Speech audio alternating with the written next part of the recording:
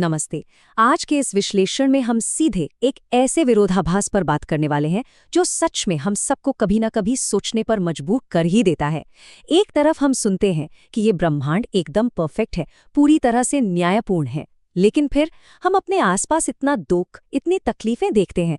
तो सवाल ये है कि अगर सब कुछ इतना परफेक्ट है तो ये दर्द क्यों?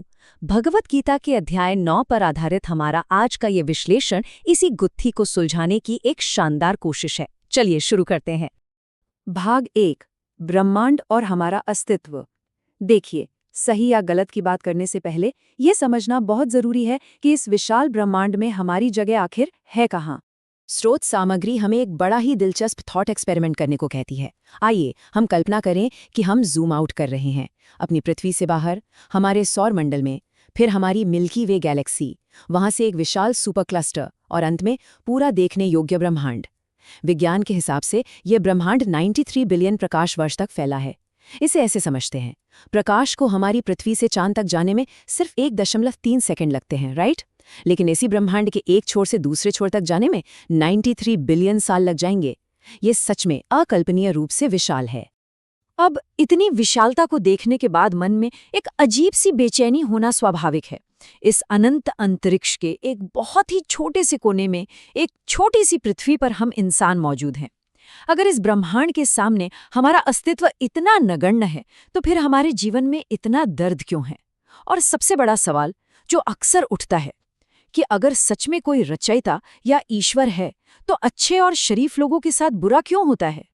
देखिए, दुनिया इस मामले में 2 हिस्सों में बटी हुई है। एक पक्ष का मानना है कि ब्रह्मांड इतना परफेक्ट और सुव्यवस्थित है तो पक्का कोई ना कोई क्रिएटर तो होगा। लेकिन वही दूसरा पक्ष दुनिया के इस अन्याय और दुख को देखकर कहता है कि भाई, अगर कोई क्रिएटर होता तो ऐसा बिल्कुल नहीं होता, इसलिए कोई क्रिएटर नहीं है।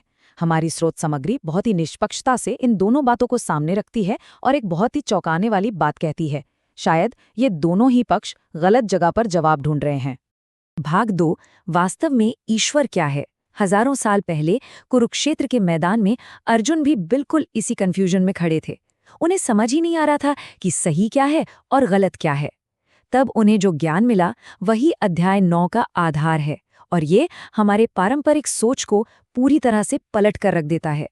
सबसे पहले तो उस पुरानी सोच से बाहर आना होगा कि आसमान में ऊपर कोई बैठा है जो हर चीज को माइक्रो मैनेज कर रहा है, जो ये तय कर रहा है कि किसे सजा देनी है और किसे इनाम। भगवत गीता का 9वां अध्याय बहुत साफ तौर पर बताता है कि ईश्वरीय तत्व असल में एक सर्वव्यापी ऊर्जा है। वो हर जगह है, सब कुछ उसी में है, लेकिन वो किसी एक चीज में फंसी हुई नहीं है, और न ही वो हमारे हर छोटे बड़े काम को सीधे तौर पर कंट्रोल कर रही है। इसे समझने के लिए स्रोत सामग्री में बिजली का एक बहुत ही शानदार उदाहरण दिया गया है। हम जानते हैं कि बिजली से घर रोशन भी हो सकता है और उसी बिजली से किसी को जोरदार झटका भी लग सकता है। अब अगर कोई इंसान उस बिजली का गलत इस्तेमाल करता है तो क्या इसमें बिजली की कोई गलती है? बिल्कुल नहीं। ईश्वरीय ऊर्जा भी ठीक वैसी है, एक पावर सोर्स, एक पूरी तरह से तटस्थ और निष्पक्ष शक्ति, न कि कोई जजमेंटल एंटिटी। भाग 3, प्रकृति और कर्म का चक्र। अब स्वाभाविक सा सवाल उठता है कि अगर वो ऊर्जा सिर्फ एक पावर सोर्स है और कुछ कंट्रोल नहीं कर रही है, तो फिर इस दुनिया को चला कौन रहा है? यहीं पे एंट्री होती है प्रकृति और कर्म के चक्र की। प्रकृति का मतलब यहाँ सिर्फ पेड़ पौधे या नदियां नहीं है। ये एक इनविजिबल ऑटोमेटेड मैकेनिज्म है, एक ऐसा सिस्टम जो लगातार बिना रुके काम कर रहा है। समय का बीतना, गुरुत्वाकर्षण, जन्म और मृत्यु का ये जो पूरा चक्र है, ये सब इसी सिस्टम का हिस्सा है। सरल शब्दों में कहें तो ये इस ब्रह्मांड का इंजन है, और जहां इंजन होता है वहां नियम तो होंगे ही। कर्म, ये कोई जादुई या रहस्यमयी शब्द नहीं है, ये इस प्राकृतिक सिस्टम का एकदम सॉलिड एब्सोल्यूट नियम है। सीधा सा फंडा है, क्रिया और प्रतिक्रिया। जो भी एक्शन होता है, ये सिस्टम बस उसी के हिसाब से रिएक्शन देता है। भाग 4, दुनिया अनुचित क्यों लगती है? चलिए अब उस सबसे चुभने वाले सवाल पर आते हैं। अगर सिस्टम इतना ही परफेक्ट और ऑटोमेटेड है, तो फिर हमेशा ऐसा क्यों लगता है कि अच्छे, दयालु और शरीफ लोग ही सबसे ज्यादा संघर्ष कर रहे हैं? ये सब इतना अनफेयर क्यों लगता है? यहीं पर हमारी सबसे बड़ी गलतफहमी सामने आती है। हम जीवन को एक क्षण के भ्रम या कहें तो एक स्नैपशॉट की तरह देखते हैं। लगता है कि आज जो हो रहा है वो सिर्फ आज की ही किसी बात का नतीजा है। लेकिन स्रोत सामग्री हमें याद दिलाती है कि जीवन कोई एक अलग थलग घटना नहीं है। ये घटनाओं की एक बहुत लंबी निरंतर श्रृंखला है। आज जो कुछ भी हो रहा है उसके पीछे निश्चित रूप से कोई ऐसा अतीत का कारण है जिसे हम अभी देख नहीं पा रहे हैं। आइए इसे कॉज एंड इफेक्ट के 4 स्टेप्स में डिकोड करते हैं। अक्सर हमारा सीमित नजरिया सिर्फ दूसरे स्टेप यानी वर्तमान परिणाम पर अटक जाता है। हम देखते हैं कि कोई तकलीफ में है, लेकिन हम पहले स्टेप यानी अतीत के कार्य को पूरी तरह से मिस कर देते हैं। ये याद रखना जरूरी है कि सिस्टम पूरी तरह से तटस्थ है। हो सकता है कि आज की जो पीड़ा है वो बस अतीत के किसी एक्शन का रिएक्शन हो जो अब इस सिस्टम के जरिए क्लियर हो रहा है। इसके बाद आता है तीसरा और सबसे क्रूशियल स्टेप, आज की स्थिति में वर्तमान विकल्प, और यही विकल्प तय करेगा हमारा चौथा स्टेप यानी भविष्य की वास्तविकता। तो इस पूरे प्रोसेस को समझने के बाद स्रोत सामग्री एक बहुत ही स्पष्ट निष्कर्ष पर पहुंचती है। जीवन अनुचित नहीं है, ये पूरी तरह से न्यायपूर्ण है। हाँ, हमारे सीमित नजरिए से ये हमें बहुत अनफेयर लग सकता है, लेकिन असल में ये एक त्रुटिहीन और निष्पक्ष प्रणाली है जो बस अपने नियमों के हिसाब से काम कर रही है। भाग 5, विकल्प और हमारी अपनी वास्तविकता।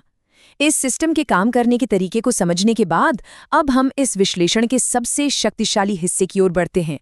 यह हिस्सा बात करता है हमारी आज़ादी, हमारी ताकत और उस दिव्य ऊर्जा के साथ हमारे कनेक्शन की। भगवद गीता के अध्याय 9 के अनुसार भक्ति का असली सार बहुत ही सरल है। उस ईश्वरीय ऊर्जा को किसी भी तरह के भव्य दिखावे या इम्प्रेस करने की कोई जरूरत नहीं है।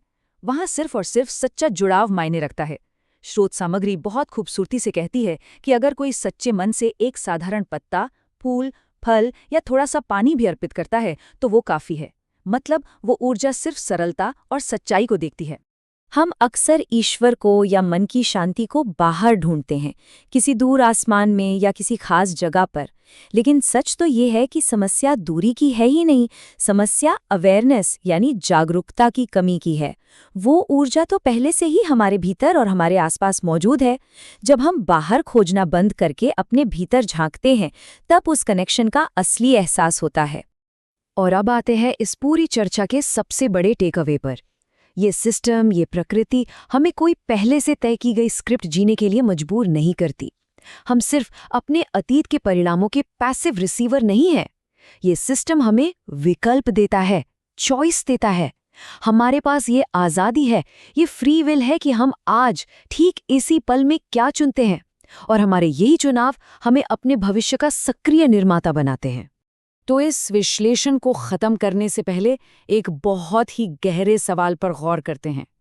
हमने देखा कि ब्रह्मांड कितना विशाल है, ये कर्म और प्रकृति का सिस्टम कैसे काम करता है, और हमारे पास चुनाव करने की जो आज़ादी है वो कितनी पावरफुल है। तो सवाल ये है, हमारे आज के विकल्प हमारे कल के लिए कैसी वास्तविकता का निर्माण कर रहे हैं? इस विचार पर गहराई से सोचना तो बनता है। इस ज्ञानवर्धक चर्चा में साथ बने रहने के लिए बहुत बहुत शुक्रिया। मिलते हैं अगली बार किसी नए और